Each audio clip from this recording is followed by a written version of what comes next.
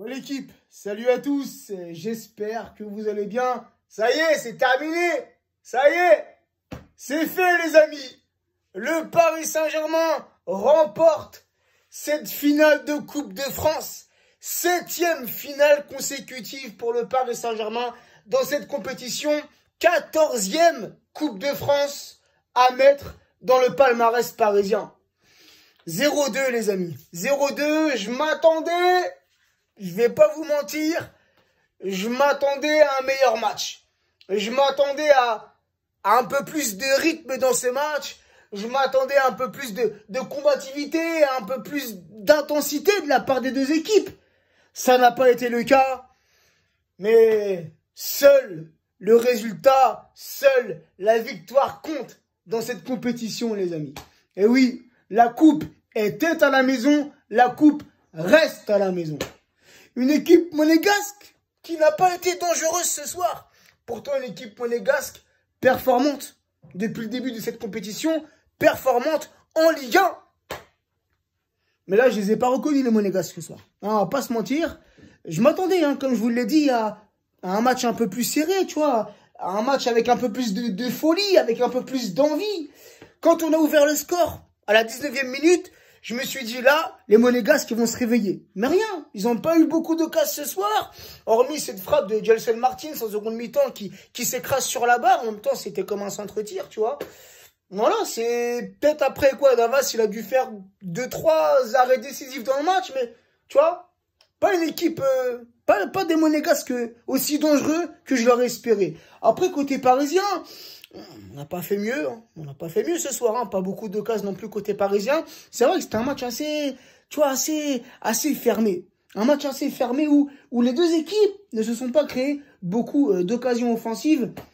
Mais pour le si peu d'occasions qu'on a eu, les amis, on a su être décisif avec, comme je vous l'ai dit, à la 19e minute, cette erreur de Dissassi, le défenseur monégasque. Cette erreur, cette faute de concentration qui profite à Mbappé. Mbappé qui est resté concentré sur cette action-là, qui récupère le ballon. Moi, je pensais qu'il allait effacer le gardien, mais il a joué la carte de l'altruisme. Cette passe pour Icardi qui ouvre le score, c'est bien. Icardi n'a pas eu d'autres occasions dans ce match. Attends, je réfléchis.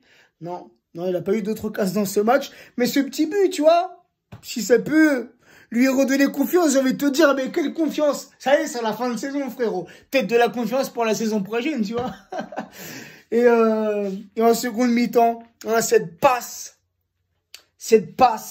très très précise, comme il sait le faire, André Di Maria, cette passe pour Mbappé, un petit ballon piqué pour le 2-0. Et ce soir, les amis, ce soir, André Di Maria devient le passeur historique du Paris Saint-Germain depuis la création du club avec 104 passes décisives, toutes compétitions confondues. Il dépasse Safet Souzic qui lui a été à 103 passes. T'imagines, frérot, depuis tout ce temps-là, depuis Safet Souzic, qui est resté, je crois, 9-10 ans au Paris Saint-Germain, il était à 103 passes. Et là, André Di Maria, ce soir, vient tout juste de le dépasser. Donc le prochain qui dépassera André Di Maria n'est pas encore né, je te le dis. On va entendre encore longtemps. Là, on voit les buts, les amis. On a quand même vu des Parisiens qui avaient envie de jouer ce soir cette compétition, qui avaient envie d'aller chercher cette 14e coupe. Et on est le club français le plus titré dans cette compétition. Le club français le plus titré. Donc, on se devait, les amis. On se devait ce soir de remporter ce match.